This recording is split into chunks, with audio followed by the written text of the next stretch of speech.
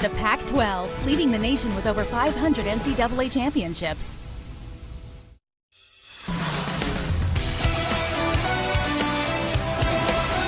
We are on the farm and a conference championship is on the line. Welcome to Stanford, everyone, where the number 6 ranked Cardinal are set to square off against the California Golden Bears. A look at the Pac-12 soccer men's standings at this point. Stanford has already clinched the share of the conference championship. A win or a tie tonight against the Bears gives the Cardinal all the marbles in the Pac-12 conference. And welcome inside Kagan Stadium, everyone. I'm Troy Clarity. He's Kelly Gray, and you're you. Thank you so much for being with us here on a Thursday evening. And Kelly, Stanford on the verge. They've got at least a share of their 5th consecutive Pac-12 championship. Jeremy Gunn just keeps it rolling year after year after year. Yeah, I mean, it truly is so remarkable what he's been able to do with this Stanford program. 3 national championships, this being the 5th Pac-12 championship. Absolutely amazing that he's able to get the kind of performance out of class after class of player. You see Jeremy Gunn there talking with the Cal head coach Kevin Grimes. The last time those two were on the same pitch together was back on October the 7th up in Berkeley. Let's take you back to what happened there. Very intriguing match. Amir Bashti getting it going for the Cardinal. And Amir Bashti has been absolutely lights out this year. He's going to be looking to add to his scoring total. And you see Tanner Beeson, who's been absolutely on fire this year as well. It's going to be tough for the Cal Bears to keep them out of the back of the net. Yeah, and the second half of this game, very intriguing as it went back and forth and back and forth. The goal there by Zach Ryan to close it out as Stanford went on to a 4-2 win over the California Golden Bears. Well, entering tonight's action, Stanford has won 4 in a row. Cal looking to build on its 2-0 win at San Diego State last week. Who stays in the win column? Let's all find out in just a moment. Stanford and Cal straight ahead.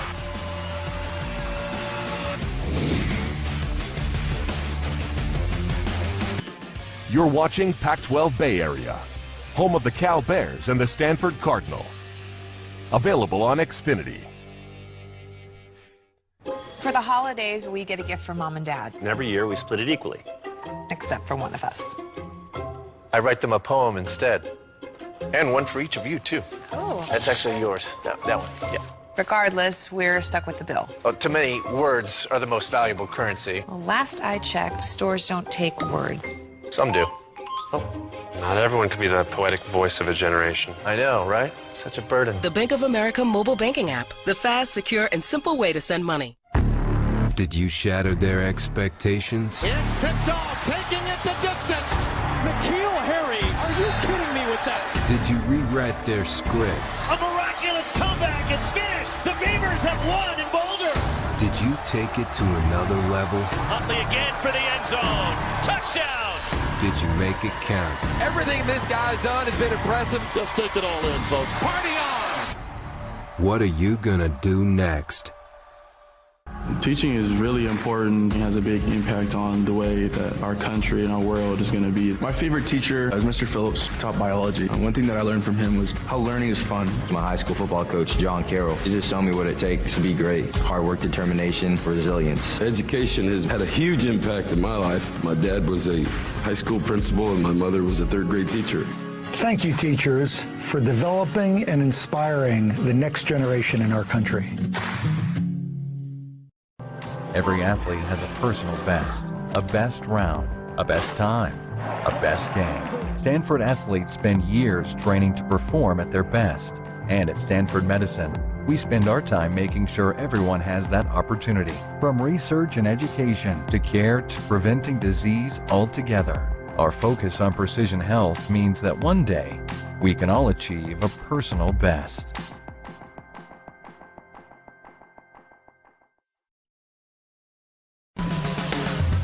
Pac-12 men's soccer is brought to you by State Farm. Here to help life go right. Hoover Tower on the campus of Stanford University, where we have Pac-12 men's soccer for you tonight. Number 6 ranked Stanford Cardinal meeting the California Golden Bears in the regular season finale for both teams. Jeremy Gunn has his squad with at least a portion of the Pac-12 championship in hand. They were able to achieve that on the strength of their 1-0 win over UCLA down in Westwood last week. And if they win or tie tonight, That would give them 5 consecutive championships in this conference. Young running over to the California bench and having some words of encouragement for Kevin Grimes, the longest tenured head coach in Pac-12 men's soccer. Grimes finishing up his 19th year in Berkeley. Cal only at 6-9-2 on the year, but Grimes feels very good about what his squad has done over the last 3 matches. You also note that they've been 100% healthy over the last 3 matches. That hasn't been the case since August. Stanford at 11-2-4 on the season. Stanford leads the series dating back to 1973. You see the numbers, but they don't just lead the recent history of this rivalry. They dominated 9-0-1. Cal's last win in this rivalry came back on October the 20th, 2013. Stanford at 7-1-1, tied for at least with the top spot in the Pac-12 entering tonight, while Cal at 6-9-2, 2-7-0, and in 5th place in Pac-12 play. What's that they say, Kelly? And it's Cal and Stanford. You can throw out the record books whenever these two teams get together. Oh yeah, any kind of big rivalry match. History doesn't really matter. The Bears and the Cardinal enjoy the match. Away we go. Calendar comes in and makes the smothering grab. It's actually Noah Texter in goal for the California Golden Bears. The Stanford lineup: no Logan Pancho, no Charlie Wynn, 2 midfielders for the Cardinal. Being held out of this one, they should be okay for Stanford's first-round NCAA action next week. So in their place, Will Richmond and Mark Joshua. And the Cal lineup you just saw in goal is Noah Texter. And Drake Callender has been battling some injuries throughout much of the season and hasn't been able to play in every single game for the Bears this year. Texter giving it a go here, making his 5th start of the season. Watch out also for Shinya Kadono, who has 12 goals on the season, the senior from Irvine for the Bears. Nice move towards the baseline, setting it up. He just skips past the penalty spot and goes past everyone. Gray with perhaps not a clean hit back into the box, headed back out. The Bears will get another crack at it. Yeah, that's a good start for Cal. Just turning the corner, getting a good cross off. Gray, that's one of those ones where the ball, you see it rolling to you and your eyes just get huge because you want to hit it as hard as you possibly can. You can envision it going to that top corner, but didn't quite strike it the way he was hoping to. And that was very well set up by a freshman, Taylor Davila, a freshman from Sherman Oaks, who helped set up that play. Yeah, and Taylor Davila throughout the season has been such an impressive player to watch. He doesn't get a lot of accolades, and there's not a lot of people talking about him, but if you watch him, he's got this silky smooth left foot, and he's driving a lot of the offense for this Cal team. Davila's uncle Terry, by the way, is the head coach of Cal State Northridge. Good lineage for the youngster. One of a pack of youngsters for this California Golden Bears squad. Yeah, that's one thing that's so impressive about this Cal team. Talking to Kevin Grimes, he's so impressed by the age of his team and the maturity that they've shown throughout this year. I mean, the results haven't quite gone the way that they want, but it could be a completely different story a year from now, 2 years from now. For me, specifically, it's the pairing of the 2 center backs, Noah Newhouse and Ian Lonergan. I mean, those 2 are both freshmen, both extremely mature, and have done a great job stepping right into Division I soccer. And I know that those 2 players have pro scouts already looking at them, and that's impressive. And you hope that they'll stay in the college game for a couple more years and continue to develop. And that could be amazing for Cal. Meanwhile, Stanford with no shortage of youngsters themselves. Zach Ryan, number 14, just had a bit of the ball for a moment or so. He has really come on strong. As Ryan is now the Cardinal leader in goals scored with 8 this year. Kadono trying to get to it. Taken away by Tanner Beason, the reigning Pac-12 Player of the Week. Finds Boschke. Back to Ryan. And that one hit Lonergan in the face. Bounce back to Noah Texter. Texter, the redshirt junior from Irvine, California, as mentioned, making his 5th start of the season. He was busy against Washington back on October the 11th. He had 10 saves that day against the Huskies. Yeah, you know, he's done so well coming in Drake Callender's place. And again, in talking with Coach Grimes, he says, you know, it's a great position to be in when you have these two goalkeepers that are basically equal. And Drake is maybe, you know, in certain things a little bit better, but Texter has stepped up and has shown that he is a starting goalkeeper at this program.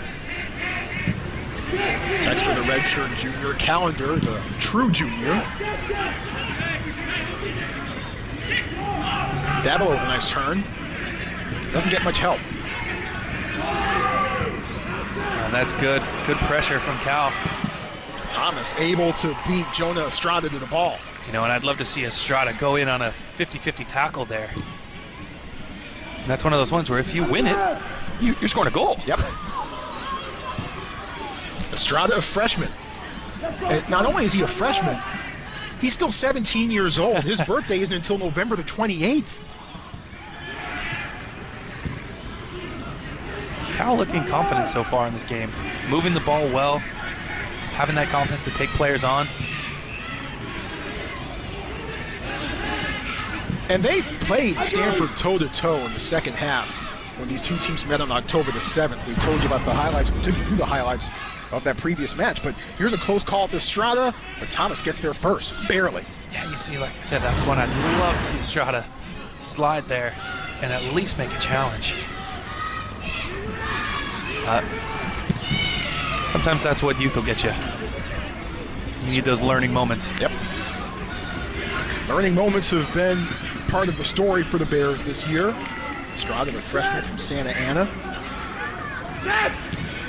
The second half between these two squads on October the 7th was very evenly played. Now, and it's interesting, and it's part of the dynamic of how things work here in the Pac-12, with everybody playing each other twice, both home and away. That's extremely rare on the collegiate level. Jeremy Gunn's a firm believer that many times one game doesn't necessarily carry over into the next. One meeting doesn't necessarily carry over into the next. Well, I think the conference is just so strong from top to bottom that really whoever shows up that day has a solid chance of winning. I mean, I think we've seen that across the board, I mean, season after season. Stanford at the top. Washington, UCLA, of course, in the mix. But looky here, it's Oregon State with a potential chance. As I'm sure they're watching this one up in Corvallis tonight. See if they have a chance to be playing for a championship. And at least the share of one tomorrow when they face the Huskies. Yeah, to me, that's just such a great story with Terry Boss coming in his first year as head coach and doing such a great job. I mean, that team has always had so much talent, and for them to be able to realize that and sit where they're sitting right now in the standings is just impressive. Osharafa shields it off. Thomas sends it out of bounds. Osharafa, one of the seniors honored before tonight's game. And there they are, the standings. As mentioned, Stanford on top. A win or a tie for the Cardinal tonight, and they get to hoist the trophy all by their lonesome. If they're not able to get the result, then we'll wait and see what happens tomorrow up in Seattle between the Huskies and the Beavers. Oregon State, UW, always a fun match to call. Good turn from Zach Ryan. Yes, sir. But intercepted by Christopher Gray. Christopher Gray, I mean, a left back, and you look at where he is on the field, I mean, he's just a guy that has an engine. He's up and down that line, that flank all day long, and he never, ever stops. Gray had an assist against San Diego State in the Bears' 2-0 win against the Aztecs. Gray, the sophomore from just down the road, San Jose. Yep. His big goal is to earn a homegrown contract with the San Jose Earthquakes. Well, if he keeps playing the way that he has been the last two seasons, something tells me that is definitely in the cards. You've got a lot of players from the San Jose Earthquakes Academy out here on this field. Yep. So you have Amir Bashti for Stanford. Drake Callender was in there. Turn. Ryan shoved off momentarily and then swept away by Lonergan. I think that was Sam Epstein who got in there and made the play.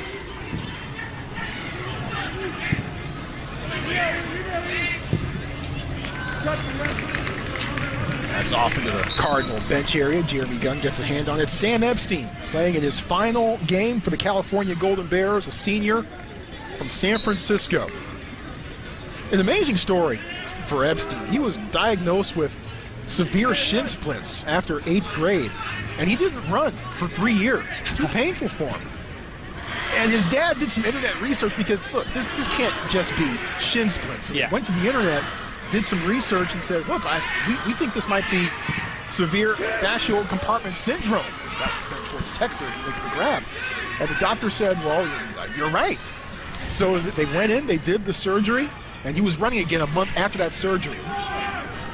That's impressive.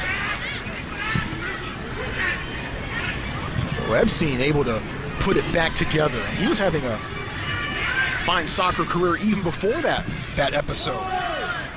Imagine that, not being able to run for 3 years. Yeah. And it's amazing because during that time he started picking up some other hobbies, including woodworking and welding and metalworking as well. He actually put together a swing set for a school in Oakland. Was the touchline? Did he hang on to it? I don't believe he did. Nope. Goal kick for Cal. It's Will Richmond, a freshman from Piedmont, California. Hey, that's Bear territory. Exactly. Matter of fact, his dad, Dave, played tennis at Cal.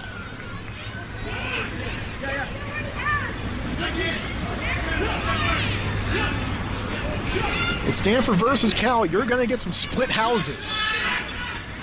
Houses divided. Whenever you got the Bears and the Cardinals squaring off against each other. Very true. We have that in my household. My brother went to Cal. My mom went to Stanford. My wife went to Cal. So I have, it can get a little dicey at times. So next Saturday around your house should be fairly interesting then. Yes, I will be out of my house at that point.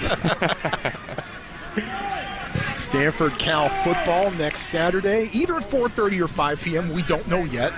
Coming on the Pac-12 Network, of course. Looking forward to that. Up in Berkeley, fed towards Ryan. At his feet, chipped away, blocked by the Bears. I like that ball to Ryan's feet from Boschti. Just the pace of it and right directly onto his right foot. And Ryan has come on in a big way. He has scored in 3 of the last 4 games. Rufus wins that battle. Not only that, he's notched a point in 10 of his last 13 games. Here's Ryan doing work against UCLA last week. Man, that's good work. Just a good, strong turn, cutting it to your right, and then bringing it right back across your body to that near post. It's a solid finish. That was in the 52nd minute, and that was the only goal Stanford needed in a 1-0 win over the Bruins. First corner kick of the match coming from the right foot of Amir Boschti. Great ball. Spinning penalty spot. I believe that was Ryan Ludwig in the area. Leading goal scorers. Zach Ryan working his way up that list. Shinya Kadono at the top of the list. There's the man right there. Kadono had a 5-match scoring streak back in September. He just could not be stopped. Yeah, he started the season so well. And really it's been the problem for Cal this year, though, is they're not getting goals from anyone else. Yeah. When you look at the stats in Cal, 22 goals as a team, I mean, that's troubling.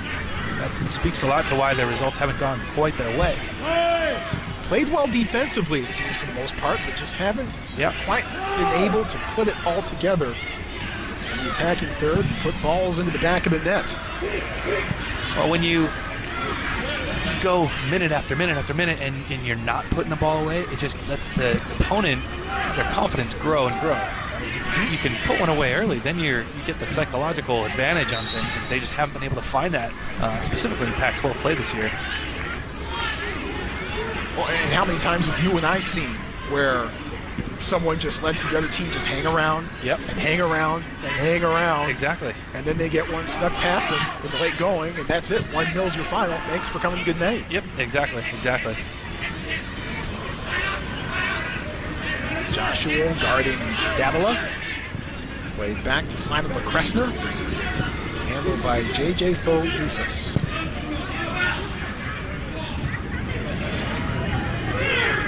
Headed down.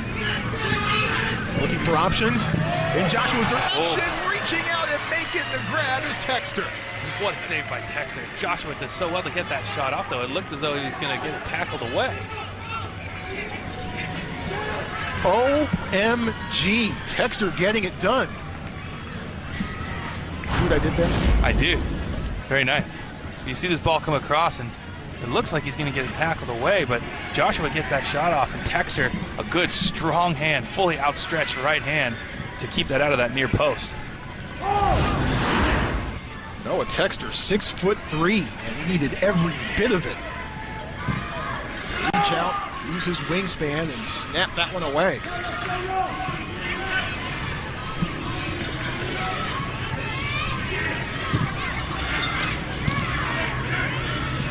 Skips off the foot of Jared Gilby. Now Stanford sends it forward. Boschke hustling. Nufus there. Texter able to collect and roll it back out to JJ for Nufus. JJ stands for Jean-Julien. Did I say that right? I think you did. Okay, I'll take it. Nufus was called up to the U.S. Under-19 national team in early September. They had an invitation in Florida that JJ was invited to be a part of. So JJ missed the Bears games against Sacramento State and UC Riverside.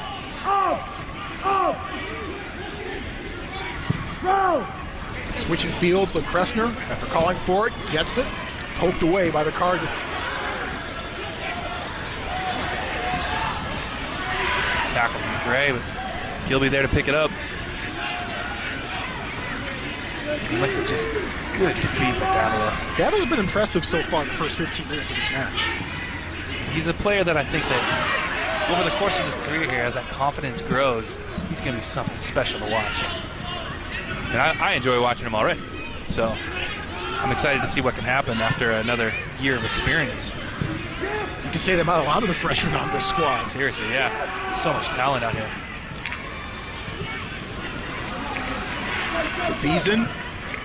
Way back to Andrew Thomas, Cardinal keeper. Redshirt freshman from London, England.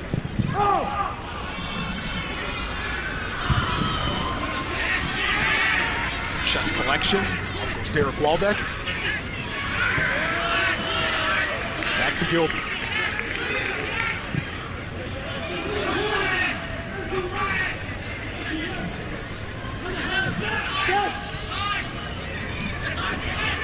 Cardinal play it back. Stanford looking for, check that, Cal looking for his first win over Stanford in 5 years. Cal looking for his first win over Stanford in this building in 8 years. You have to go back to October 2nd, 2010. Last time the Bears came out of this building victorious. Gilby sent to the turf, and a free kick coming up for the Cardinals. You see Epstein sticking with it. Gilby keeps that ball at his feet and draws a good foul. Right around midfield. It's a nice place to make a mark.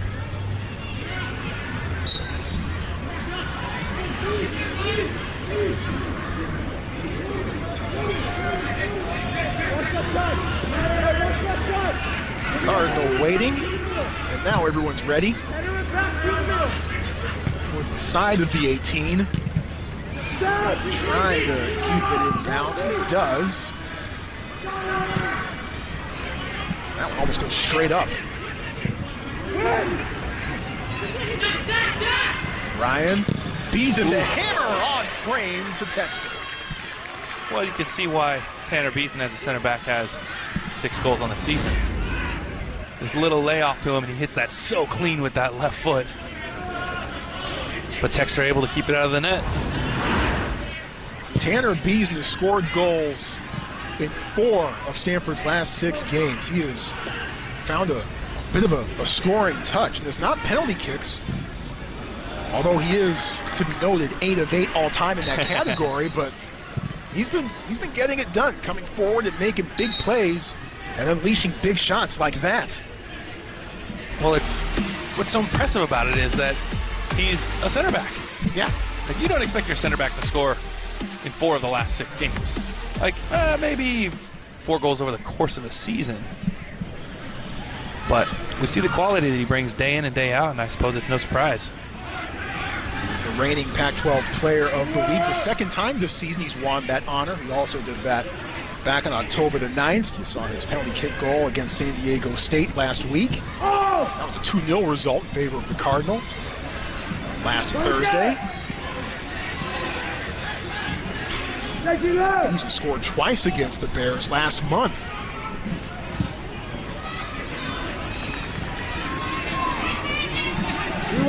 And there were some questions as Beason played outside back for his career, but moved inside, obviously, with graduation for Stanford, forcing Beason to move inside. There were some questions about whether he could adapt to that role.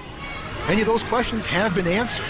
Well, yeah, I mean, I think if you ask Coach Jeremy Gunn, he's going to say his best position is left back. He is an unbelievable left back. He's just got this engine, a lot like what we see in Christopher Gray, where he can be up and down, and then that quality and the cleanliness which he strikes a ball, he's able to whip in crosses. They're extremely dangerous. And then you obviously now see his defensive ability as a center back. He reads the game so well. He's so tough to get by. He's really strong in the air.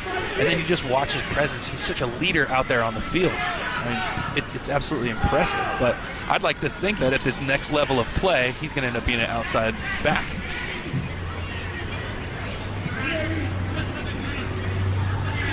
Boston trying to give chase. Played forward for Cal. Trying to settle it, but a whistle is blown. It was interesting talking to Jeremy Gunn about Tanner Beason. He said, look, Beason changed roles, but not only that, he also assumed the captaincy this year as well. So those are both big challenges to be taken on simultaneously. Yeah. He's been magnificent, especially being the team captain for this program, a squad that has won back-to-back-to-back national championships. Yeah. You don't want to be the team captain who drops the torch. So add that to the pressure factor in a sense. Yeah. Beason's handled it with a plum so far this year.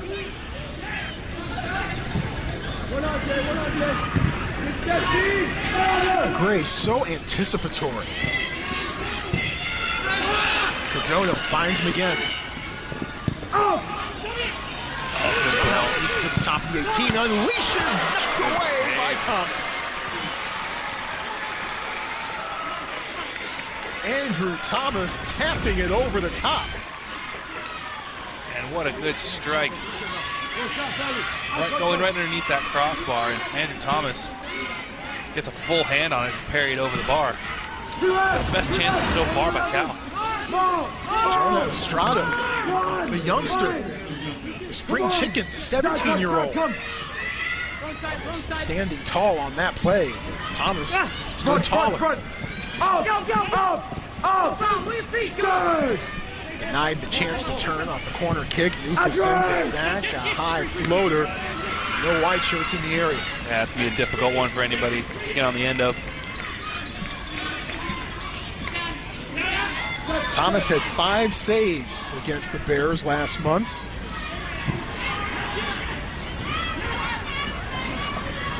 It was also his high school's cricket team captain. Cricket is a thing in England. That's where Andrew Thomas is from. And he actually had a bit of a choice to make as to whether he wanted to play soccer or continue his cricket career. Yeah. The choice that he made here tonight. Jeremy Gunn very happy about that. Yeah, I think he made a good decision.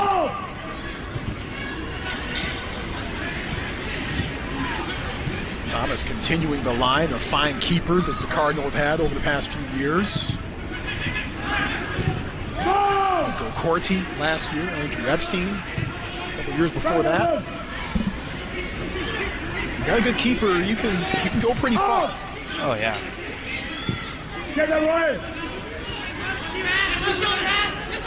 Switches field. Towards the penalty spot. Beason digs it out. Well, Cal's had some success with that long diagonal ball. Just haven't been able to convert. But it's something that we don't usually see out of Cal. They're a squad that likes to be much more methodical in their build-up. They want to have passes about 10 yards, no more than that, and just work it all the way through defense. Whereas then you have Stanford on the other side they want to get a shot off basically as quickly as they possibly can when they get possession. Yep. Which is also what makes this rivalry game so much fun to watch. Interesting contrast of styles between the two. Yep. And both coaches, they know what's coming. Yep, they do. They know that Kevin Grimes knows Jeremy Gunn's going to try to throw at him every single timeout. Not going to expect a lot of experiments from the course of things. Likewise for Gunn on Grimes.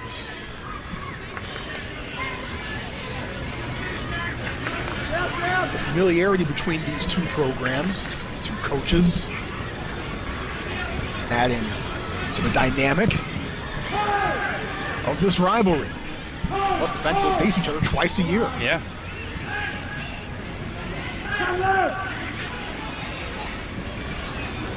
Estrada trying to hang on. Well done by Estrada to keep possession there. Switches field to go Cressman.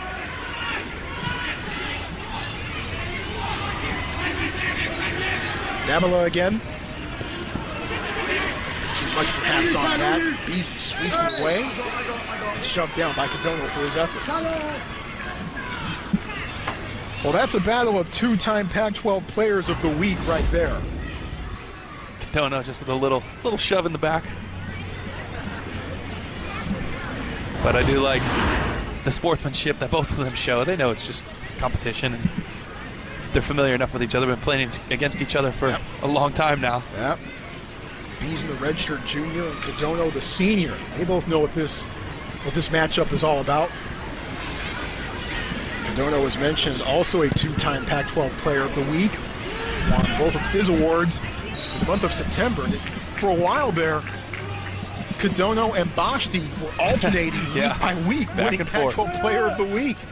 Back and forth and back and forth. Cadonno, all Pac-12 second team last year. And Bashti,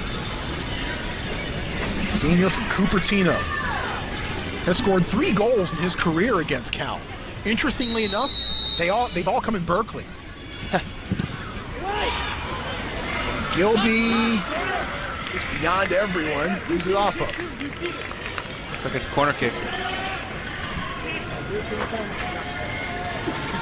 The second one of the match for Stanford.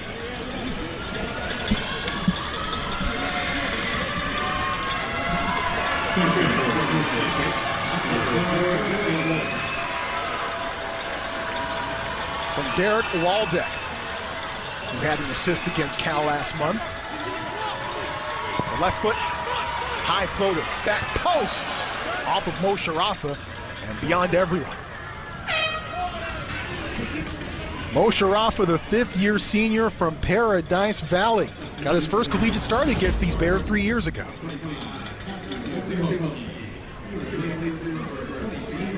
Alonzo Del Mundo, very defensively. Matthew Radzahovsky in the match now for the Cardinal, the junior from Boulder, Colorado, coming on for Mark Joshua. Radzahovsky playing in his 6th game this season. He was actually a top youth hockey player back in Colorado. Was a top recruit, major recruit. D1 programs were salivating over him from coast to coast. But instead he chose to go to Stanford, played on the club teams. Yeah. For Stanford for both men's hockey and soccer. And walked on to the squad in the spring. And that just speaks to his quality to be able to walk on to the national championship team. I mean, that's such a cool story. And make the squad. That's what I mean. It's just amazing. And then not only that, but get game time. Yep. It just doesn't happen very often. They're actually giving him a pretty long look during the preseason back in August. Back when Stanford was trying to figure out how to replace 7 starters. Thomas comes off this line, smothers it. Just to remind you, the starters that Stanford lost last year: Nico Corti, Foster Langsdorff, Tomas Hilliard Arce, Corey Baird, Bryce Marion, Drew Skundrich, and Sam Werner. So there were some question marks surrounding this team at the start of the season, and those questions didn't seem to be answered after the first 3 games in which Stanford tied all 3 of their games. But they started to gain a bit of momentum. They started to find the back of the net. They also started to play great defense as well. Well, that's what I was going to say as you read off those names. Man, that's a lot of goals that they lost. I know earlier in the season they were just trying to figure out what exactly was going to be the right combination of players to put the ball in the net. And they weren't having that success early on, but then we saw Amir Bashti and Zach Ryan step up, and both of them now leading the team. It's great to see those 2 players kind of take that responsibility and be able to be successful at it. Yeah, those 2 really leading the way, especially Bashti in the middle of the season and Zach Ryan more of late. Yep. Stanford did have its 21-game unbeaten streak snapped in a loss to Pacific right here at this very stadium. That was back on September the 20th. Yep. Then they reeled off 3 in a row to begin Pac-12 play. Then they went up to Oregon State and lost at Corvallis. Mentioned some of the departures for the Cardinal. Langsdorff, Hilliard Arce held things down in the back. Baird, Mr. Everyman. Skundrich did a lot of the dirty work. And Corti didn't really have much of a chance to show what he could do overall in his career, but he made the most of his 1 year as the Stanford starter. You saw Bryce Marion as well. Oh, a lot of pros on that list, too. Yes, sir. Corey Baird's had a bit of an impact in the MLS, hasn't he? Yeah, playing for Real Salt Lake. He has done okay for himself. Avila pokes it. It's played back to Epstein. Switching field to Gray.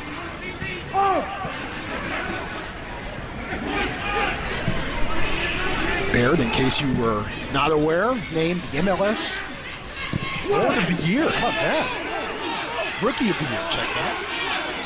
Yeah, that's impressive. But he's one of those players that I remember when he came to Stanford and calling games, I'd have general managers from a lot of the MLS teams calling me, asking me about him as a player. Like, even when he was just a freshman, you could just see the quality that he had, and he just grew into that kind of player that was going to be successful. And it's so great to see a player like that find success at that next level. Another in a long line for the Cardinal. Bears have had success in the next level too.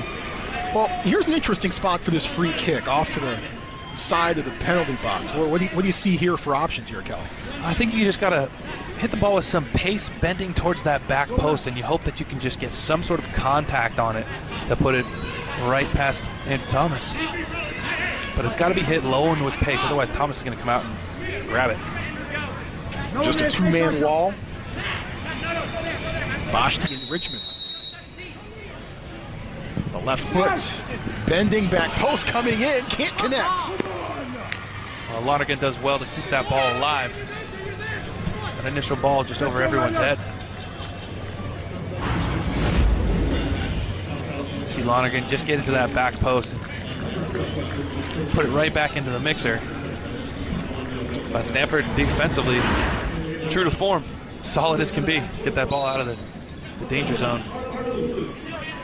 Tommy Williamson, the sophomore from Southern California, joining Lucas Churchill in the match, replacing Del Mundo and Davila. Stanford has only given up 1 goal in its last 4 games. And that on the heels of a 4-game stretch where they allowed 7 goals. Mm-hmm. And Jeremy Gunn said, that's back when we were putting the ball in the back of the net. Maybe sometimes when that happens, you kind of forget the inner nuances of rock-solid defending. Well, I also think that this Stanford squad, true to the Jeremy Gunn way, always seems to find the right mix of things right about this time of year, right heading into the tournament. Yep.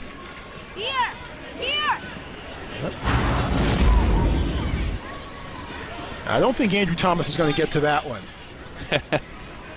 Now do the Rocky IV style pull-up? No. That would have been impressive. That would have. Also might have caused a delay in the game. But you mentioned And that's how you win tournaments. That's how you, put yourself in a position to do big things in the NCAA tournament. You trend upward this time of year. And there have been a couple of years, this being one of them, 2 years ago as well, where Stanford didn't get off to the best of starts. 2 years ago, they went 0-1-3 to begin the season. 0-3 to start this one. And right now, they're playing quite well. Christopher Gray, a fantastic slide tackle. Yeah, just the speed to get back defensively and tackle. I mean, that was incredible by Christopher Gray.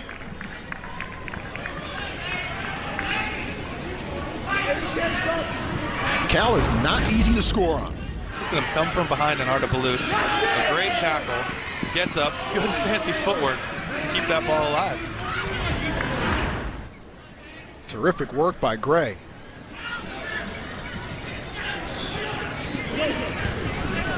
Allowing goals has not necessarily been the problem for the Bears. Scoring goals. Yeah. That's where they've had some issues.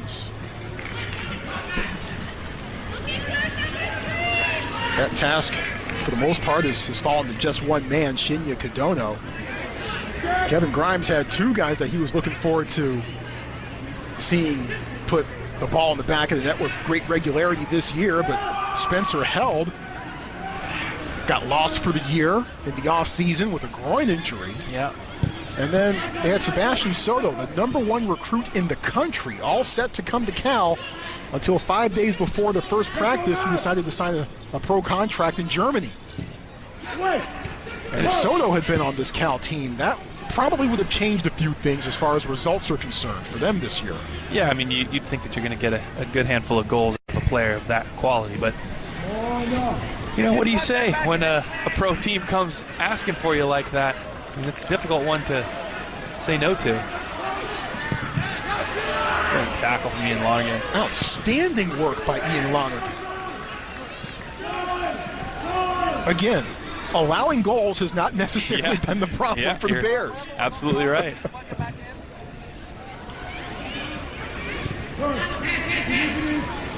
Just haven't been able to get more consistent production across several different players. And behind Shinya Kadono, Alonzo Del Mundo has 3 goals. He's seconded on this squad. Texas was able to make that catch right at the top of the 6.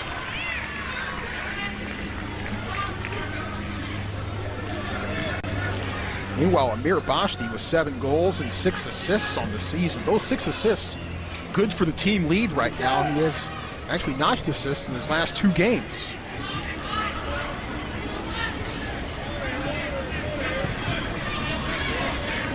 And I like what Jeremy Gunn said about Bashti, who is playing in his final regular season game here in this stadium. Gunn said, we like to think that we're a well-oiled machine, but Bashti brings us a bit of a different makeup. He's more of an artist. Yeah. Kind of has a different makeup than most of the other guys on the team. Yeah, and I think that's something exciting that the Stanford squad has, and as Gunn says, over the year. Off the side of the net, a whistle. From Arda Balut. Bashti part of the senior class. They had the senior night festivities before the match. Are here to help life go right. Highlight Eduardo Fabre, Colin Liberty, the aforementioned Amir Bashti, and Adam Mosharafa. Those young men all honored before tonight's match. A senior class that has 3 national championships under its belt and looking for a 4th. Mosharafa, Bashti, Liberty, Eduardo Palacios Fabre, a 5th-year senior from Spain. He's a keeper. He just got caught behind Epstein and Corti and now Andrew Thomas, so he hasn't had any playing time at all this year, but was honored before the match.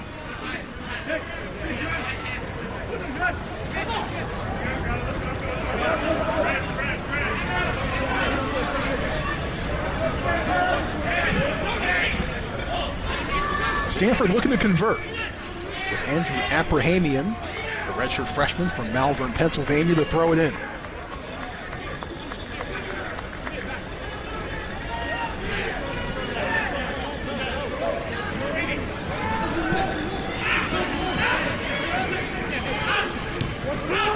Gets it back from Balut, sends it towards the penalty spot, knocked out by the Bears. Try to get another touch. Crack at it.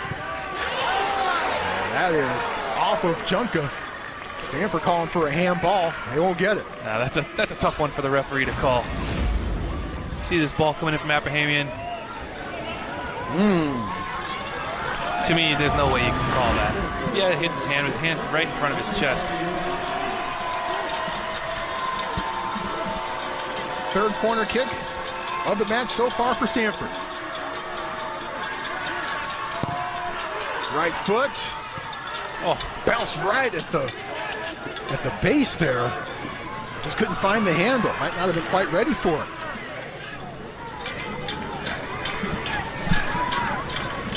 It is cowbell night here at Kagan. The fans here packed in as usual. Another fantastic crowd watching the back-to-back-to-back national champions close out the regular season. Stanford from here heads off to the NCAA tournament. 5 minutes to go in the first half. Still scoreless here on the farm. Troy Clarity and Kelly Gray here with you. Kelly, some overall things that you've seen so far in this match as we wait to send it off to Pac-12 playlist with Ashley Adamson at halftime. Well, you know, we've seen both teams, I think, play with some confidence and get a couple of chances. Both goalkeepers have stepped up and had to make a couple of good saves, and so far I think it's been a pretty back-and-forth game. We haven't really seen domination from either team. And really what the question is going to be is the resilience. Who's going to be able to keep up that kind of a performance throughout the entire second half? I mean, I'm speaking a little bit too early. Something could happen here in the next 5 minutes. We do see a lot of goals happen in the last 5 minutes of a first half. But I really do think that both teams have put out a good performance so far, and it's been pretty dead even. Stephon Young coming in, replacing Jonah Estrada. Estrada's name is Jonathan, but he goes by Jonah, apparently. Young, a freshman from San Rafael, was the Marin Independent Journal Player of the Year last season, appearing in his 6th match of the year.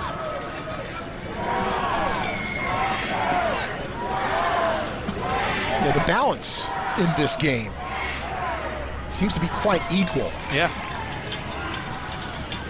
Sequences where Cal appears to have a bit of momentum, portions where Stanford appears to be ready to strike.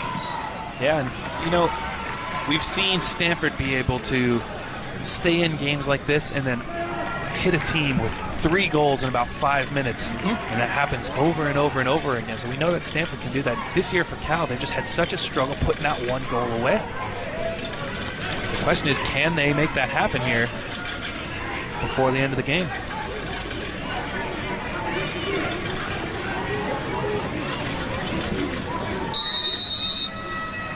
Three minutes to go in the first half. Left foot, trying to find it, just skips over the top. So close. It was in harm's way, and it just bounced right to the top of the netting. Tanner Beeson just gets a foot to it, but not quite enough to keep it below that crossbar.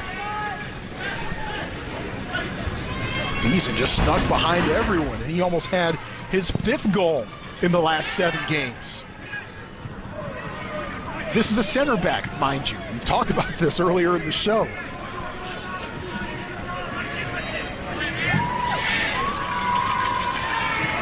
Bit of a shove from Epstein, no call. We play on. Handball. Closing in on 2 minutes to go before the end of the first half. Bressner thought he was going to take it for a moment, but instead it'll be Nufus.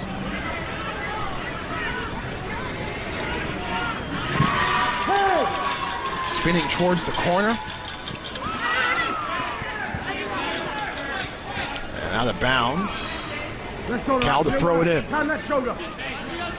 Out of left. One edge. Against Oregon State, here at this stadium on October the 18th, Stanford gave up a goal in the final minute before the first half. They always say the first and last 5 minutes of each half are the most dangerous. It's a moonshot. Bounces out in the direction of the fellas over in the truck. Heads up over there. 1 minute to go. First half.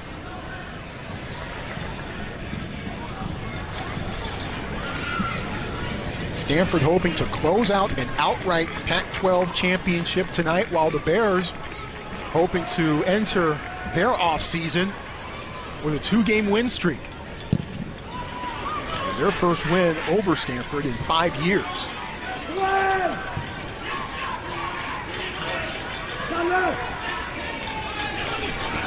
Williamson hangs on to it. Skips. Beason sends it away. The return volley, high and wide. Epstein wants that one back. I like this turn from Williamson, running at the defense, playing that ball to the outside of the left or the right foot in, and comes back to Epstein. And you see what he's trying to do, just can't tuck it in that far post. He had it too. And that is how the first half ends. Back and forth between Cal and Stanford, but no one has been able to punch it through to this point. Through the first 45 minutes of play, Stanford 0, Cal 0. Cardinal trying to close in on an outright championship, while the Bears hoping for their second win in a row. Let's talk across the way with Stanford Cardinal head coach Jeremy Gunn. Coach, pretty close, pretty evenly played match it seems to this point. Your thoughts about the first 45 minutes? I think they had good possession at times, and they had the one good chance from that, and then we had a few more. But was that a second goalkeeper in the box? It looked like a handball. Did you guys see that or not? Yeah, we saw that. We took a look at it. We took a look at that. Okay, fair enough. It looked like his hand was right in front of his chest, and it was unintentional, to be honest. That's just my opinion, though. Fair enough. Thanks for the help.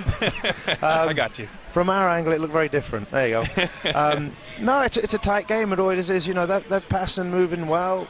We've just got to keep driving at them at some point in time, because we can't be happy sitting off them while they've got possession in our final third, because while they've not been troubling us, they're going to get a chance out of that. So we have to have a little bit more urgency defensively, and then just our strikers were just a little bit sloppy at the beginning of the game. You know, balls that were played to them were won by the opponent. If we look after the ball as we're moving forward, we can then continue to thrust at them rather than giving the ball up and creating them counterattacks. Coach, thanks a bunch as always. Appreciate the time. Best of luck in the second half. Thank you. Bye-bye. Stanford and Cal, we are halfway through. The Bears in the building and the Cardinal honoring its seniors. We've got to send you up to Pac-12 playlists in San Francisco. Ashley Adams is standing by. Meanwhile, here on the farm, we're scoreless at the half.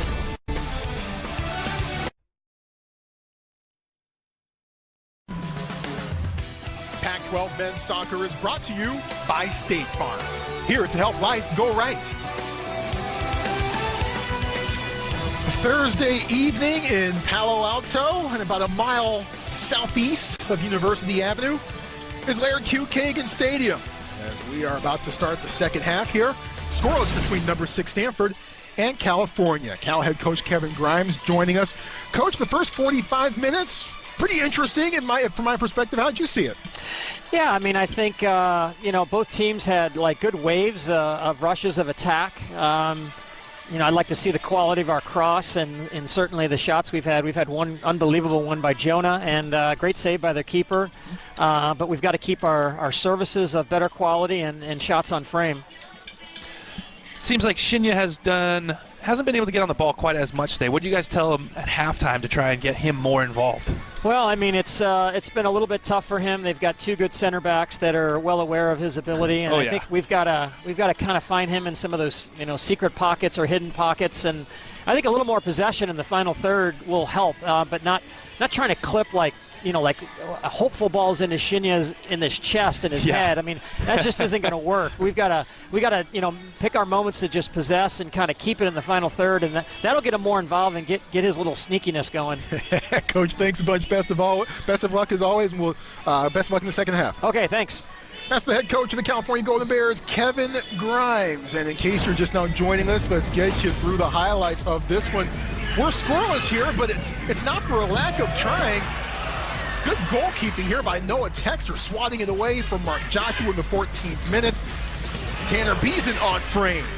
And Texter going down and getting that one. Fantastic chance here for Jonah Estrada. And you look at the shot from Estrada. Does so well to get it onto his right foot and just unable to get it past Andrew Thomas. I mean, great save from Andrew Thomas. And then Tanner Beason just sneaking in on that set piece, not able to redirect it on target. But both teams have had a handful of we'll call them half chances, maybe an inch here, inch there, and one of them could have taken the lead. As Kevin Grimes put it to us just a few moments ago, some waves of action. Exactly. Very apt description, I certainly thought. But we're tied up at the end of it all, at least at the end of the first half anyway, at 0-0. Well, Saturday, of course, is a very big day for college football, of course, right here on the Pac-12 Network. We'll tell you more about that in a few moments or so. But Stanford will be seen on the Pac-12 Network football-wise on Saturday evening. It all starts with UCLA versus Arizona State. You never know what's going to happen in the Pac-12 South, folks. UCLA, Arizona State gets us going starting at 11 a.m. Pacific time, followed by Oregon, Utah, and then Oregon State versus Stanford just across the street, the nightcap at 6 p.m. Of course, the boys from the Pac-12 pregame will be live from Tempe, Arizona, starting at 10 a.m. So plenty for your college football palate right here on the Pac-12 Network coming up on Saturday. But right now, we're talking college football. The second half, moments away here between Cal and Stanford. Kelly, what are some things you want to see? Well, I just noticed as we're watching the feed here, you see Drake Callender step into goal for Cal in this second half. So that's great to see him coming back off that injury, able to get back in between the pipes. But really what I'd like to see, I want to see a little bit more concentration and quality as they're in their final third. I mean, both coaches kind of said the exact same thing, but who's going to really make the breakthrough? I want to see some action in the box. I want to see the goal. Callender, the junior from Fair Oaks, California, all Pac-12 first team last year, is in goal for the Bears, but that is only the half of it. Cal nil, Stanford nil, and the second half is underway. Stanford ranked number 6 in the coaches poll, number 4 in the RPI. And the Cardinal player is down right in front of us. Here's an Abrahamian. Nope, that's Ryan Ludwig, struggling to his feet after the tackle. Stanford with a win or a tie tonight wins the Pac-12 Men's Soccer Championship outright. Sole possession. It's all theirs. They win or tie the Bears tonight. That would be their 5th in a row. God, that is just so impressive to me as well. Especially when you consider the competition in this league. UCLA, Washington, and some rotation of either Cal, Oregon State, or San Diego State. They seem to alternate year to year. Yeah. But it's not easy. It's a gauntlet that you have to run every single year in the Pac-12, and Stanford has emerged on the other side of it 4+ years. Jeremy Gunn hoping to close it out here tonight. Things got a little chippy a few moments ago, by the way, between Amir Bashti and Christopher Gray. Bashti giving chase, and Gray taking it here on the near side. You know, I like seeing that kind of competitiveness out of those two players, though. You need that. In those respective positions, right? Exactly. I want to see that kind of attitude. Kagono was calling for the ball down the middle, but Abrahamian able to get it away, get it out of there. And Luke Kressner just bombing forward from that right back spot.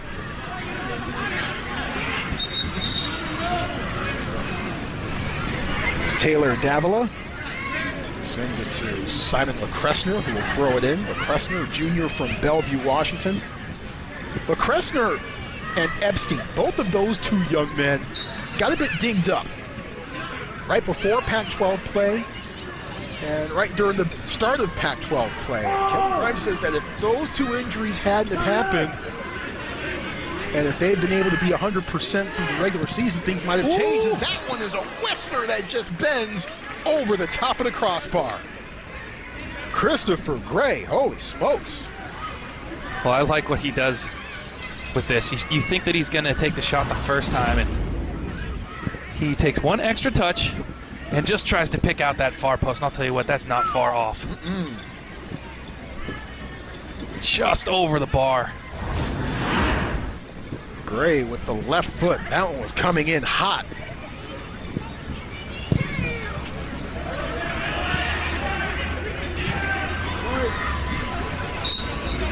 Out of bounds. Cal throwing it in. Gray has the Bears on the move. Kadono trying to track it down, but Moshe Rafa gets there first and waits and lets it go out of bounds for the goal kick. Moshe Rafa, 3-time Pac-12 All-Academic honorable mention. Jeremy Gunn says that you can set your watch by his consistency. He's worked his way up the ranks throughout the course of his Cardinal career that has led to tonight, and of course beyond, because there's plenty more soccer to be played for Stanford going forward. Calendar comes up and grabs it. And it's always interested me how different teams handle senior day. Yeah. Stanford did have a ceremony. You saw highlights from it earlier in the show. As Del Mundo on the move, rolls it towards the penalty spot, takes a hard skip at Kadono's feet. Can he find the angle? Bending beyond the back post. Well, we just heard Kevin Grimes talk about the sneakiness of Shinya Kadono, and we just got a glimpse of it. You're not really sure what he's going to do here. Takes that good, powerful touch out wide and just cuts it back to that far post with his left foot, just not able to tuck it inside the post. But that all coming off of a touch from Tanner Beeson, right? A missed clearance, if you want to call it. And Kadono almost made the Cardinal pay. Would have been a tough angle for him to make that shot, but he came pretty close. And the Bears starting off the second half with a couple of eye-opening sequences.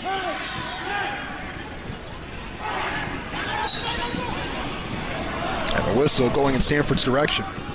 You saw the highlights from Stanford's senior day festivities before tonight's match, and the ceremony was pretty brief, quite honestly. Yeah. And not just because only 4 seniors were honored, but also because that's just not necessarily something that this program does. And mostly because, as Jeremy Gunn says, we have a lot of soccer left in us. So there's not exactly the closure on our senior days that you might exactly have in other programs. They've got a national championship to try to defend in the NCAA tournament coming up here.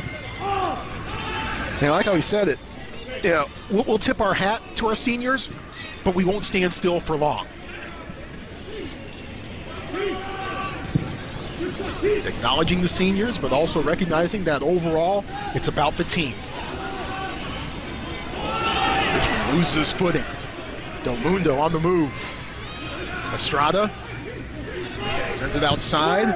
Oh, Chip what a ball. Foot finds Del Mundo. Sent away by Thomas. What a save. Holy smokes. Andrew Thomas stands tall once more.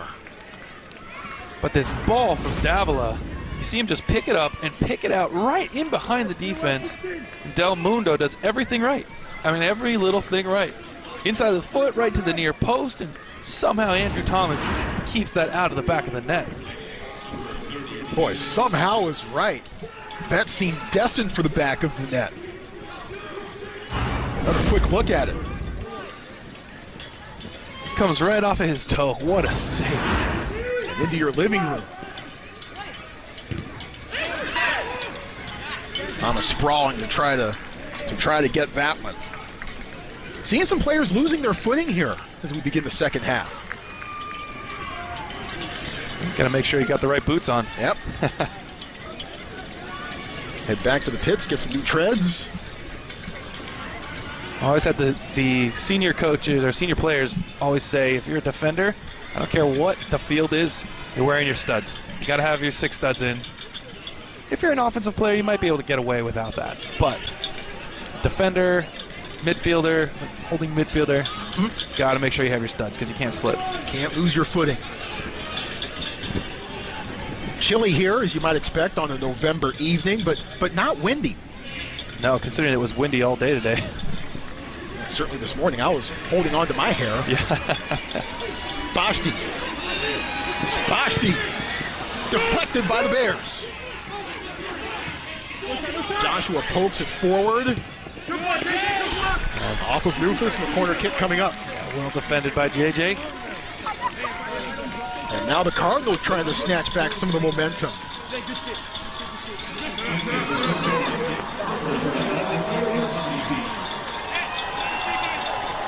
Well, this is where Tanner Beeson's so dangerous. Watch for him.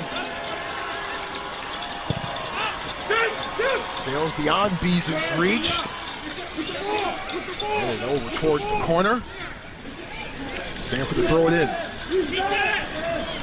Will Richmond, the freshman.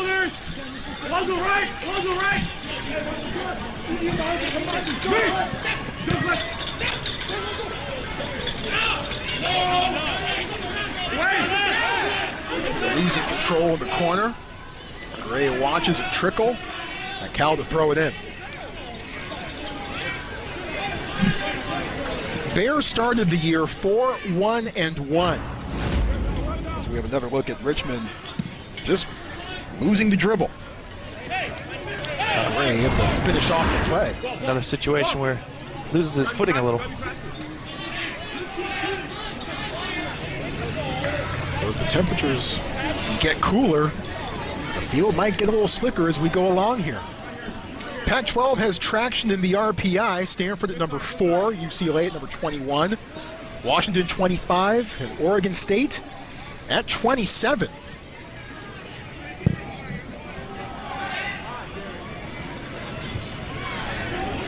Still quite incredible when you look at what Oregon State has done. Oh yeah, this year. And I talked with both Jeremy Gunn and Kevin Grimes about it. Got both of their thoughts on what the Beavers have done. And Jeremy Gunn said, Terry Boss, the Beavers head coach, kudos to him. Fantastic job. Absolutely. They've been phenomenal up there. They've been able to recruit the right players. Kevin Grimes adding on that they've been able to recruit worldwide. They have like 14 international players on the Beavers roster. So outside of that, it's been standard operating procedure from a conference standpoint at least from Kevin Grimes' perspective. Look at the Pac-12 standings, but Oregon State, what a terrific job that they have done this year. And oh, by the way, against Stanford, the Beavers with a win and a draw. Ludwig sizes it up. Good ball. Chips it. The header. Baki trying to find it. Callender comes up and high points it. Not a bad outlet from Callender as well. Just looking for Cadono. But it's good to see Drake Callender come out with this kind of confidence. This ball comes across. No hesitation whatsoever. Just comes out strong as can be and actually makes that save look pretty easy. Callender has battled nagging injuries throughout the year. And did not start tonight. Noah Texter did. And Texter had some fantastic moments in the first 45 minutes of this one. Yeah, and Texter has been absolutely brilliant this entire season. Whenever he's had to step in, he's done exactly what was asked of him. So is that young man right there, Zach Ryan, the redshirt freshman, although it seems he's been somewhat quiet throughout the first 56-plus minutes of this match. Yeah.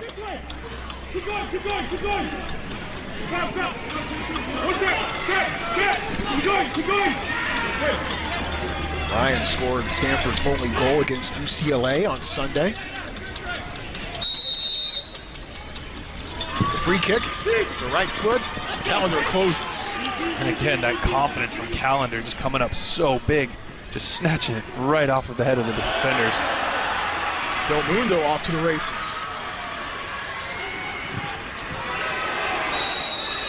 And the flag snapped in half thanks to Derek Waldeck.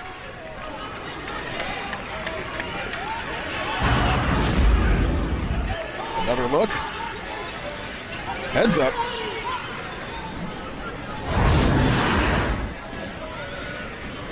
Waldeck okay, as is everyone else, and Stanford gets the free kick. Going back to that last chance for Stanford and Callender's play to end it. Yeah. He's terrific in traffic. One of the better keepers I've seen in traffic up and down the Pac-12. Yeah, I mean, you see so many goalkeepers hesitant to come out in traffic like that. I mean, he's a big guy, so you got to hope that he's going to come out, and he certainly commands that that box. 6'3", 205.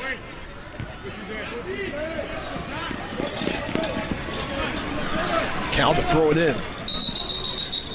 And we will do without a midfield flag here on the near side.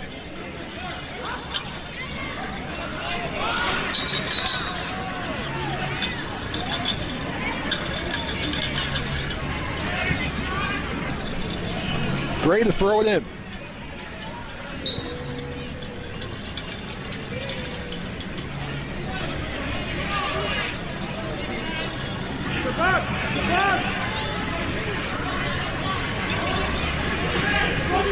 Good feed from Cadono. Sends it to Epstein.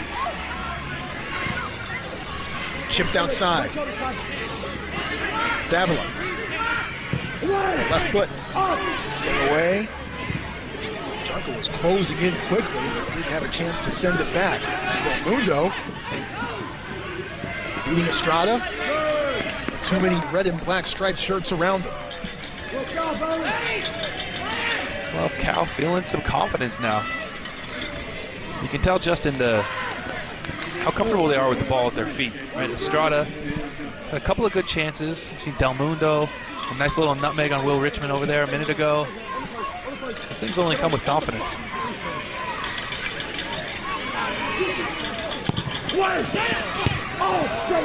Abrahamian. Emphatic header. Boschke to challenge.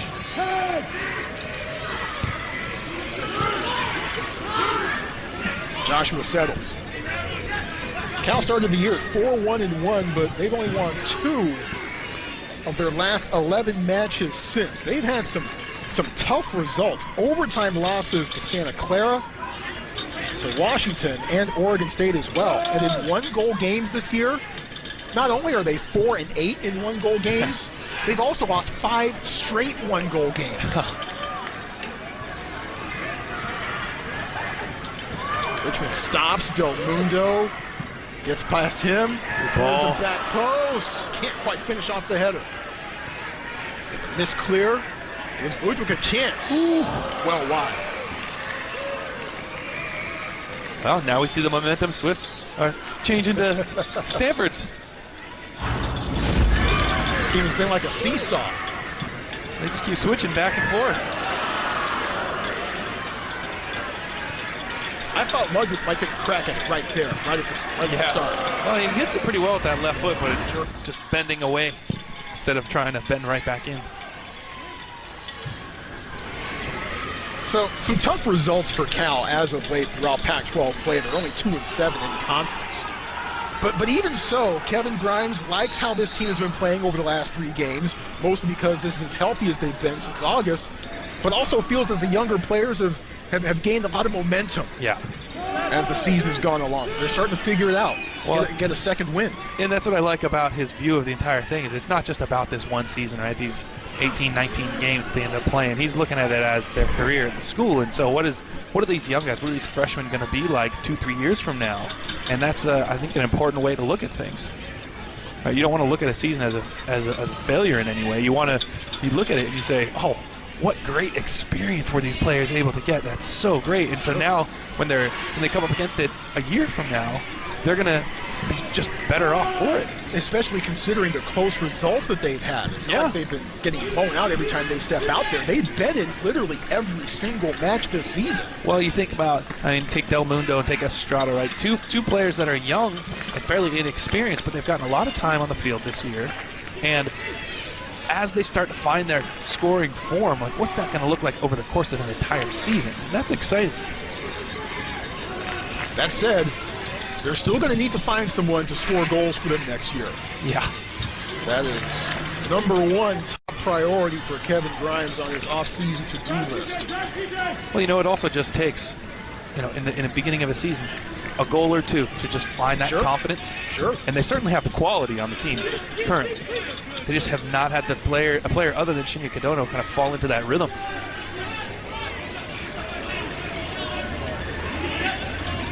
Nor if they had a player other than Cadono who's been able to stay healthy. I think Sam Epstein would kind of be that guy, but he hasn't been 100% for much of the season. Yeah. Great turn from Davila again. Yes, sir. Very impressed by that young man. Yeah. Just so silky smooth the ball.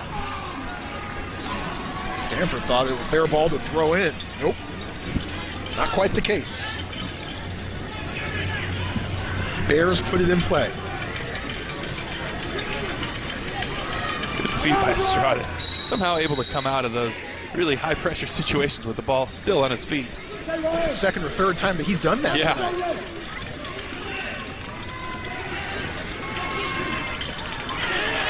Ray tries the back heel flick to no one in particular, unfortunately, for the Bears. And Boschke taking it the other way. Chased by Del Mundo. That's good defensive work from Del Mundo.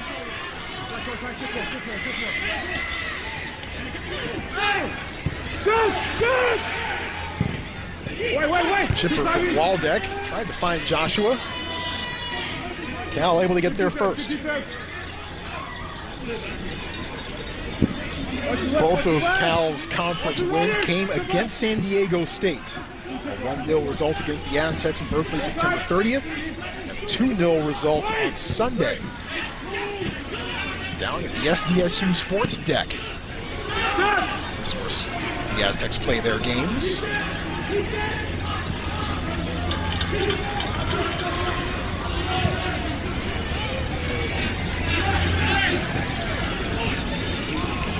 Cal building.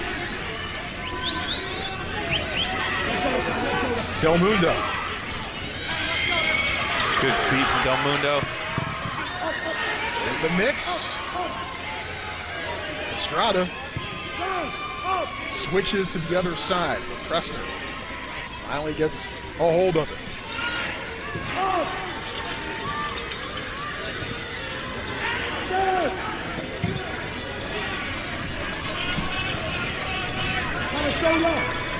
To the near side. Connor gets attempt blocked by Gilby. Able to get a second chance. Ludwig thwarts that. Now here comes Zach Ryan. Ryan trying to find Boschke, but Rufus sweeps in.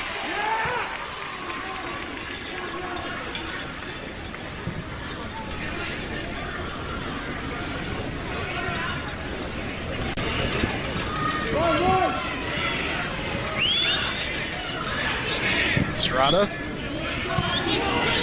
Mundo has Gray overlapping. Instead, rolls it towards the penalty spot, but knocked out. Well, you can see the confidence of Del Mundo growing as every minute passes. And for me, that's exciting. It's exciting if I'm a Cal fan,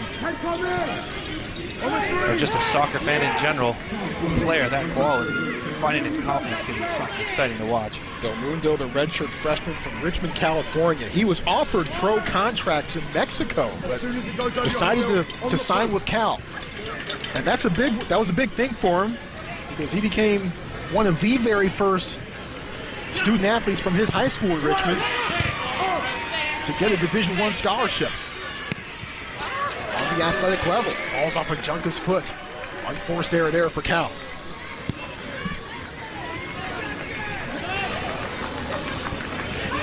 Junka, a senior from just down the road, Saratoga, California. That's almost your neck of the woods, right? It's close. Okay. It's close. Close enough. Kai Tozawa, redshirt freshman from Bellevue, Washington, coming in to replace Mark Joshua. Tozawa playing in his 9th match of the season. I miss having Nick Lima for the Bears because he was from Castro Valley. So whenever he came into the match or played in the match, I could always say that he was from my neck of the woods. Yeah, well, he's done quite a job in MLS. Sure has. It's called Out of Bounds. Arda Balut also in the match for the Cardinal.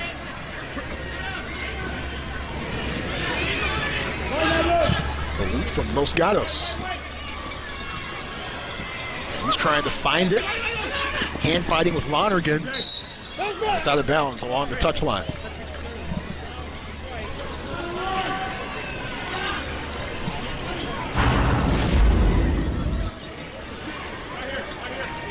Balut and Lonergan going for it there. Just rolls over the end line. Balut doesn't quite think so.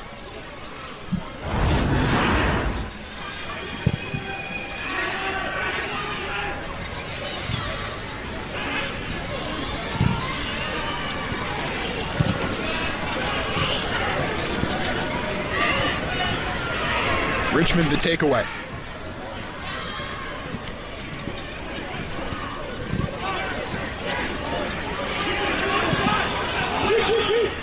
Two guys in almost the exact same spot. Yeah.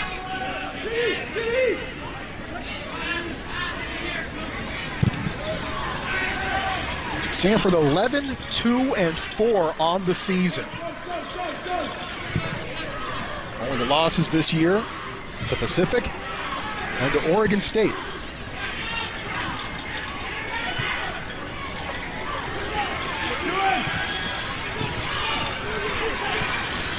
And it's been a bit of a roller coaster for them in the polls as the season has gone along. They started number 1, as the defending national champion generally does.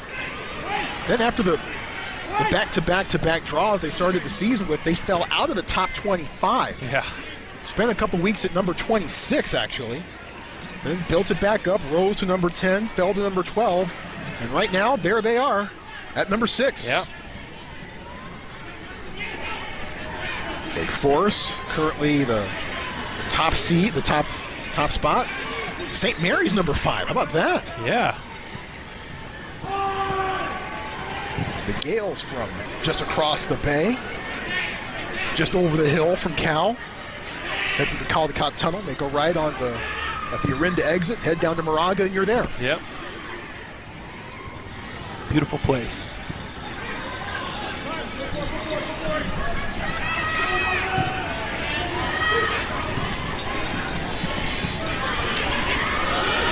Their territory's not bad either.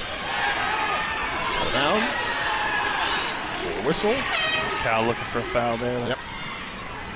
Wasn't going to get it.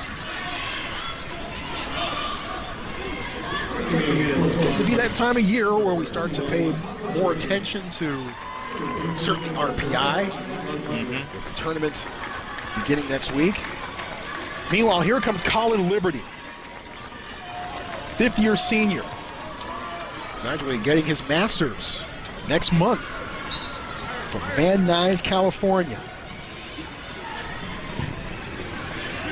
Gunn says that Liberty hasn't had major roles throughout his career here at Stanford, and some people define success by becoming the starter, by becoming the man, by winning awards, scoring goals, and all those sorts of things. But if you define success by coming in and filling your role to the best of your ability, making the program better by your presence, that's success right there. He certainly considers Colin Liberty a success from that standpoint. Yeah, and we've seen Colin Liberty get a lot more time this year, and he's done very, very well with it. Unleashes some of the longest throw-ins you've ever seen. As he can probably throw it from here to your house. You're probably right. Richmond, Balut, Boschti in front of him. Ray trying to shut it down, can't quite do it. Swept outside to Boschti.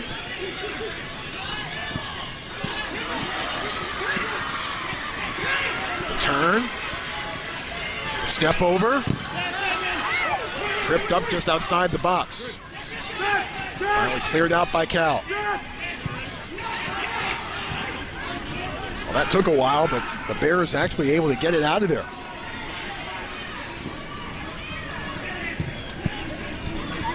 Glad you are with us here on the farm. Troy Clarity and Kelly Gray, the regular season finale for these two squads, Stanford and Cal, here at Kagan Stadium. On Pac-12 Bay Area, after we are done, we're going to send you just up the street to Maples Pavilion for Stanford volleyball. We got to decide this one first. And if Stanford wins or ties, then they win the Pac-12 championship all by their lonesome. Already have a share of the title, but they want the whole pie.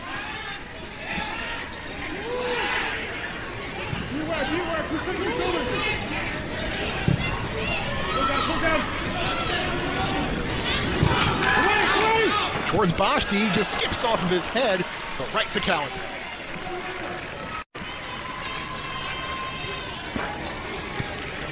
Callender in the right place at the right time once again. Good ball in from Apahamian, and Boschti gets on the end of it, but Callender, as you said, Makes it look easy.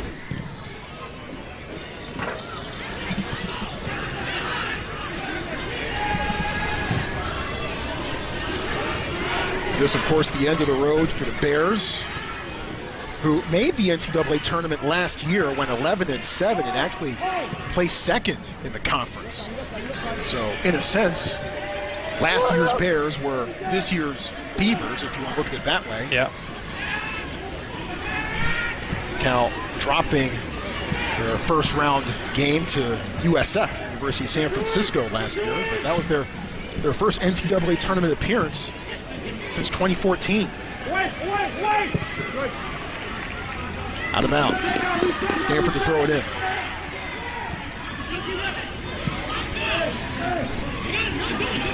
But I like how Kevin Grimes put it. He was absolutely right when I thought about it. 2 tiers in the Pac-12. Stanford, UCLA, Washington, you can generally count on them being there every year. Yep. And then Oregon State, San Diego State, and Cal seem to take turns every year. Yeah. Trying to find it, and rolls out of bounds. I mean, part of the problem that you see a lot of other Pac-12 programs run into is the quality of player is so good. Take a look at Colin Liberty and just the length of that throw-in. But the quality of player is so good, you get a lot of pros that come out of it. And so it makes it difficult as a coach to really build a program when you aren't sure if you're going to keep players for 4 years. Well, that's what happened to UCLA last year. Yep. As the pros just raided their roster. Davila out, Churchill in for the Bears. They lost, 7 guys to the MLS Super Draft last year? That's insane. 9 guys overall, I believe, to pro contracts for UCLA last year.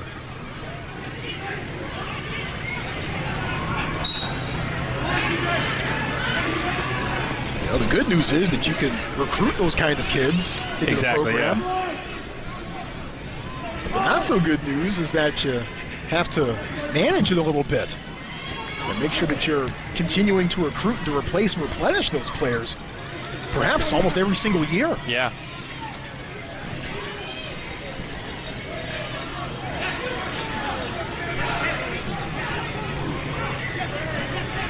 And while Stanford has certainly had its share of players make marks in the professional ranks, most of them have stayed for the entirety of their careers. Yeah, you're right. A lot of them have. Most of them have exhausted their eligibility. Guys have had chances. Hilliard Arce, there are some whispers surrounding him. Oh, yeah. And he said, no, it was never a thought. Never a thought for me to turn early and go pro. Waldeck. Oh, what a hit. Snapping back and making the snare is Callan. Waldeck, good strong run up the middle on that favored left foot. Really strikes it well and brings it back. See Callender taking a few steps to his right, and that ball comes right back to his left. Well, Callender does a lot of his best work, perhaps going up high in crowds. He can also make plays down low, too. Stanford trying to turn it up another notch. There's Balut. He can certainly strike the ball with frightening speed and velocity.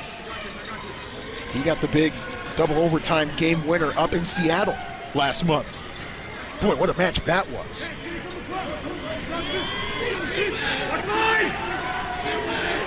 The liberty to throw it in. Callender fighting for space, getting the ball. Can't you just see the strength of Callender? That's Tanner Beeson, who's so strong in the air. Just bouncing off of Callender. The hammer bouncing off of Callender.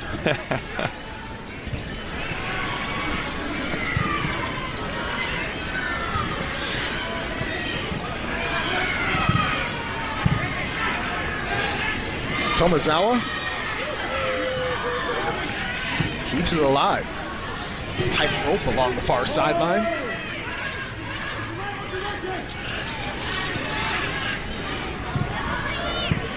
Sharafa over to Beeson.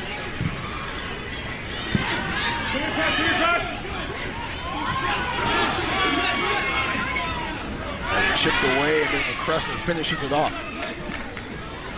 Tomazawa, about 3 or 4 times now, he's gotten the ball out on the left-hand side, run at defenders, and forced something to happen. Tomazawa versus McCrester. That's Bellevue, Washington on Bellevue, Washington right there.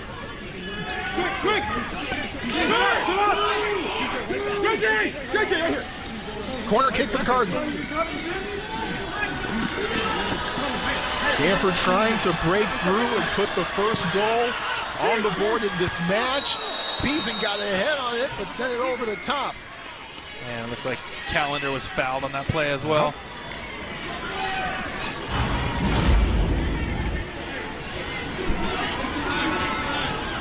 Yeah, you see Balut just backing into Callender. Yep.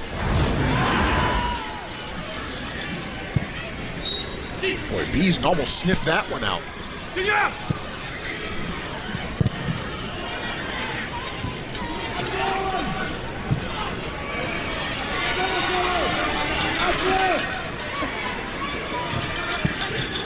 Back to Gray, who's had flashes throughout this match. All the way back to Callender. Great ball from Callender. Bouncing down the far sideline until Beason sends that one clear over the press box on the far side.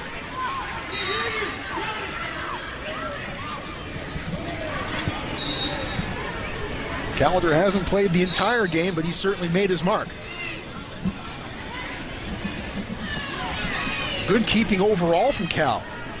There's Noah Texter with some Gumby-like plays in the first half. Yeah. To keep the ball out of the back of the net. Gray sizing it up. In Cadono's direction, headed off, well wide of the net. Well, Cadona has been a bit quiet perhaps over the last 15 minutes or so. You see Gray, really only one player for him to look for in Cadona. Well, look at this. This just speaks to the rivalry, but the professionalism of these two. All right, we've had multiple times we've talked to both of them about each other, and there's just such a respect that they each have for each other, and that's so good to see, especially at such a high level of play. Sometimes familiarity breeds contempt. In this case, familiarity breeds respect.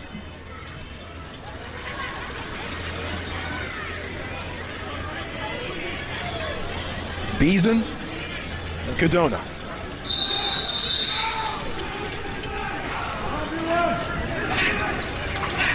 Zach Ryan back in the match for the Cardinals. So let's keep an eye on him in the final 10+ minutes of regulation. There he is.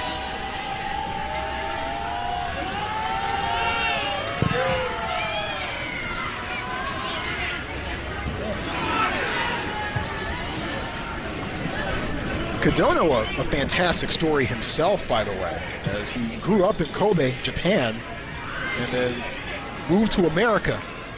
And then he discovered fast food. So by the time he got to 6th grade and tried to join the club team, the coaches said, look, you're not in shape. You need to change some things. So Cadona changed his diet, changed his approach to soccer, dropped 30 pounds. 7th grade came around and he made the club team, and he hasn't looked back ever since. Yeah. Meanwhile, Jack O'Brien making his first appearance in this match. O'Brien, a sophomore from Broomfield, Colorado. Super long throw. Right into the hands of Callender.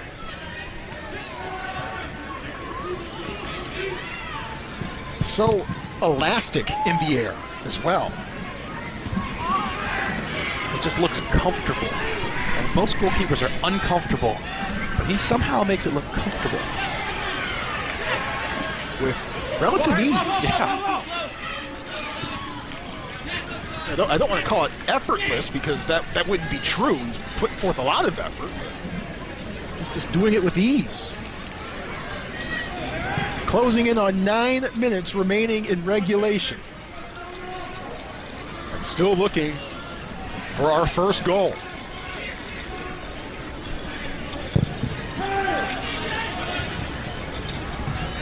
Lions just passed the midfield stripe. They headed off into the front row. Trying to keep that ball in. O'Brien.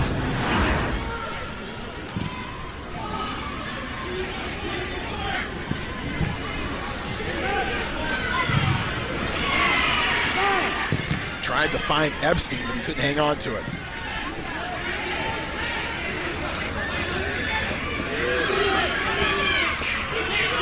Poke to the outside, nobody home. Kressner waits. Bears play it back.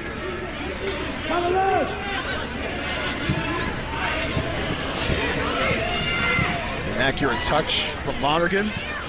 Jack O'Brien sprinting. Nufus clears it out.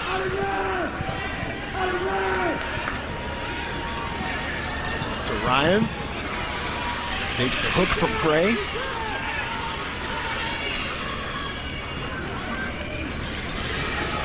Gilby fights for it and gets it. And Bashti off target. See exactly what Bashti was thinking there. That bouncing ball, can hit it first time and catch Callender a little bit by surprise. I like that idea. That's a great idea, and it's brought Bashti a lot of goals.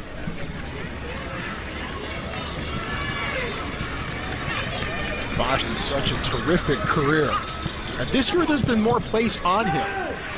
Obviously with the graduation of Foster Langsdorff, up until this year, Bashti was kind of seen as the icing on the cake. Yep. The change of pace guy. Now there's been more expected of him this year. It's one of the main weapons for the Cardinals. For the most part, he's been able to respond.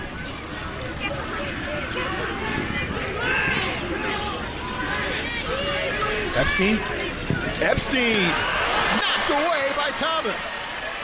Great effort from Epstein with that left foot.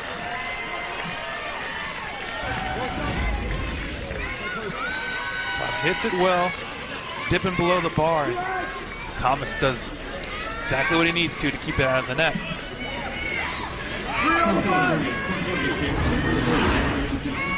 Sam Epstein almost snuck one past Thomas.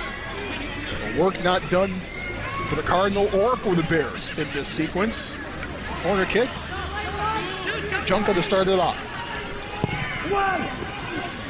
For the header, into the score! J.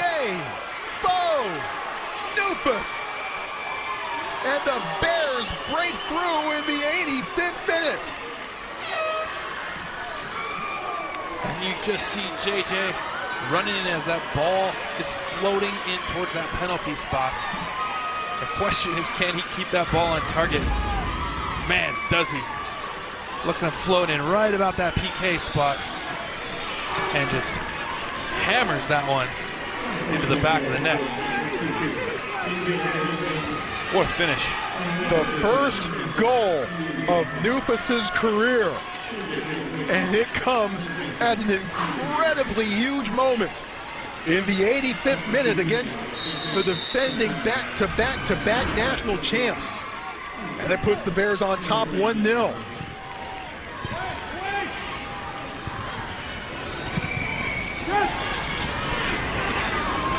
Well, the question is that what it's going to take for Stanford to step it up just that little bit extra? Well, weren't we talking earlier in the show about how you let a team in there, hang around long enough, and all of a sudden you look up? Liberty sends it towards the back post. Callender comes down in the hard. crowd.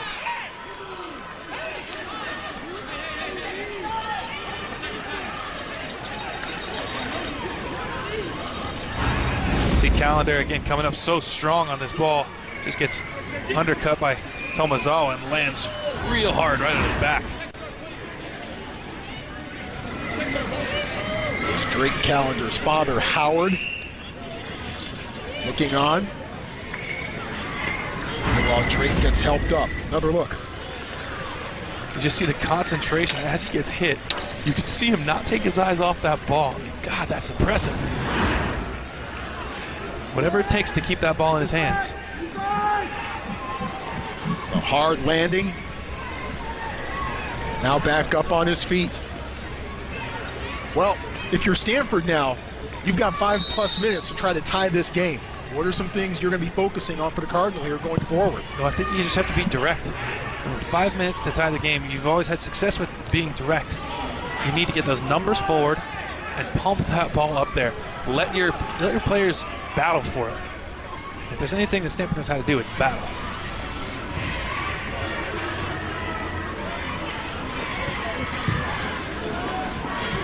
You think everyone's ears in Corvallis are perked up a bit right now? I think they were cheering pretty loud when JJ scored that goal. No whistle. Cal clears it. If this result holds, Oregon State needs to beat Washington tomorrow to claim a share of the Pac-12 championship. And there will be co-champs, Oregon State and Stanford. But that's if this result holds here, and if the Beavers beat Washington tomorrow in Seattle. But first, let's decide this one. See Cal take their sweet time. No rush. 4 minutes to go.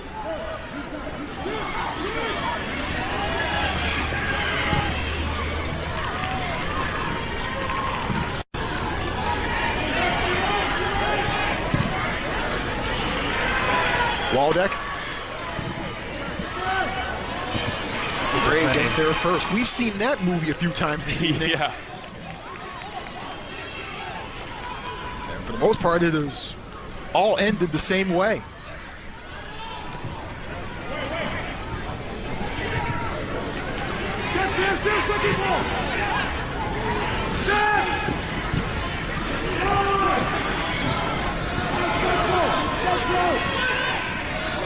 A tie-up and a whistle, and it goes against Beasley. He's not happy about it at all.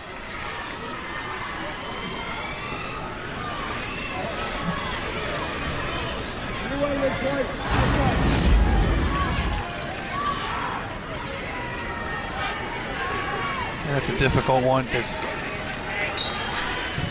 Beasley had position on that play, and so you can understand why he's frustrated. Lucas Churchill drawing the foul.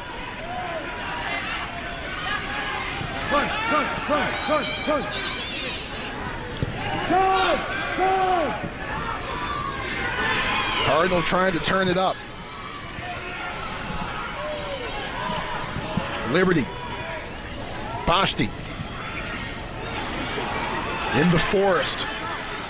Trying to fight to keep it alive. Almost does somehow. Gets help, but taken away by Cal.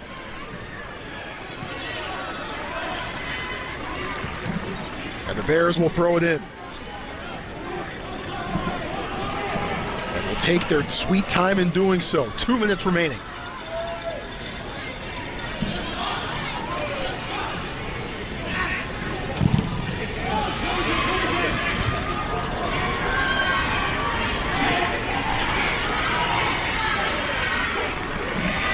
Turn by Gilby, but instead intercepted by Cadono. It's going to be a yellow card. Professional foul. Saw it coming.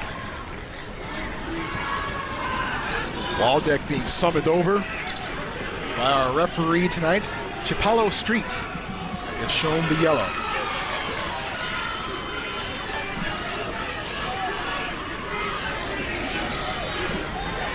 And I like that effort from Cadono, though, coming back on defense, kind of surprising Stanford to win that ball. And Waldeck really has no choice but to foul him because he was kind of off to the races. Yep.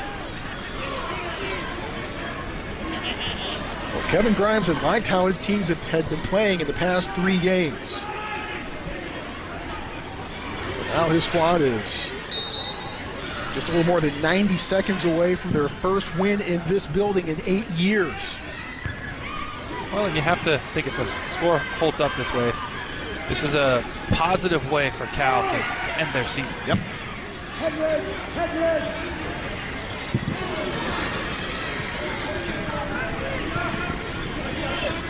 What is that popular phrase these days, tangible evidence?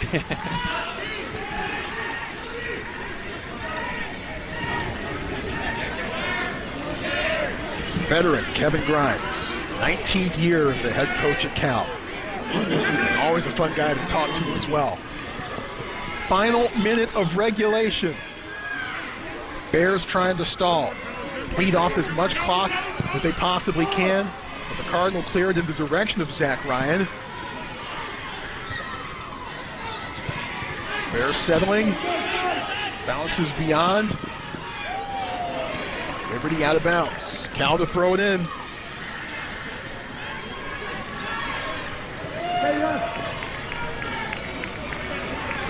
Estrada taking his time. The clock continues to wind.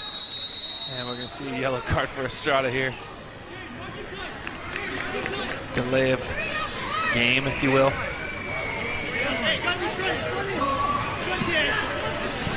So that stops the clock momentarily, but still not much time. Jonah Estrada goes into the book.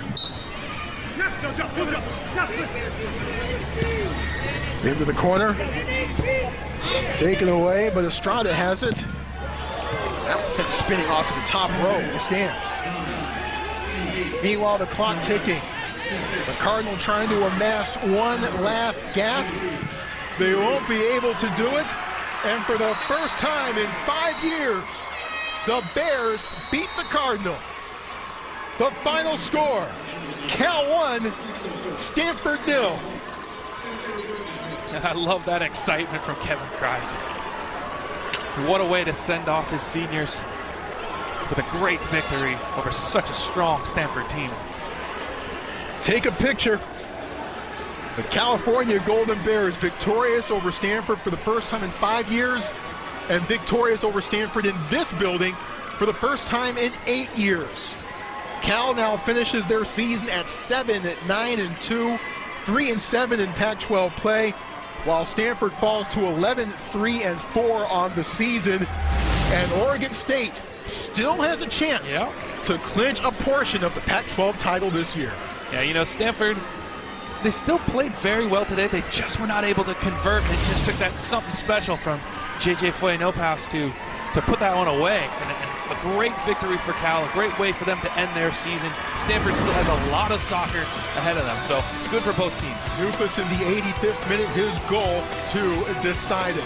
That'll wrap it up for us from here on the farm. On behalf of our superb Pac-12 Network crew and my broadcast partner, Kelly Gray, I'm Troy Clarity. Thank you so much for joining us here from the farm where the Bears get the upset. You never know what's going to happen when it's Cal versus Stanford.